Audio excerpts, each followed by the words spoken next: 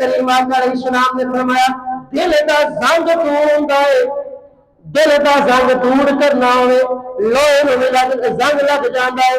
لوہے نوں زنگ لگ جائے بیکار ہو جاندا ہے، اسی طرح دل نوں زنگ لگ جائے بیکار ہو جاندا ہے۔ فرمایا دل دا زنگ دور کرنا ہے، پھر قرآن دی آیتاں پڑھیا کر، دن رات قرآن دے نغمے پڑھیا کر، رب رحمان دے نال گلاں کریا کر، تیرے دل دا زنگ دور ہوئے گا، پھر نماز پڑھن دا بھی دل کرے گا، قرآن پڑھن دا بھی دل کرے گا، پھر جھوٹ کو بھی نفرت ہوئے گی، پھر حسد کو بھی نفرت ہوئے گی، پھر دھوکے کو بھی بچے گا، پھر کسی مسلمان کو گالی بھی نہیں دے گا، پھر والدین دا ادب بھی ہوئے گا، پھر مسجداں کے اندر بہار بھی آئے گی، پھر ساریاں ہر پاسے لے کے دی بہار نظر آئے گی۔ ذرا آپ سے قرآن دیا بہاراں تے سن دے کہ کہو جیاں بہاراں ہوندیاں نے، جب ایک بار قرآن کو پڑھے میں تصور کر کے میرا رب میرے نال گلاں پیا کردا ہے، میرا رب مینوں کہندا ہے واقیم الصلاۃ،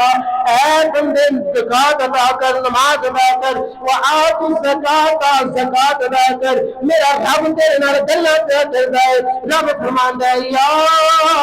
ایھا الانسان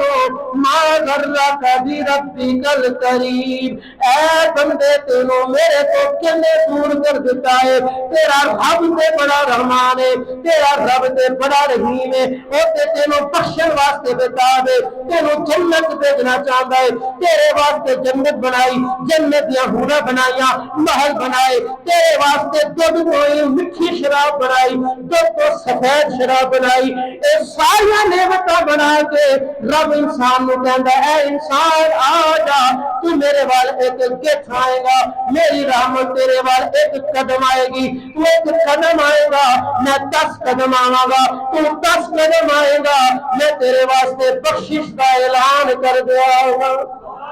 لیکن آئے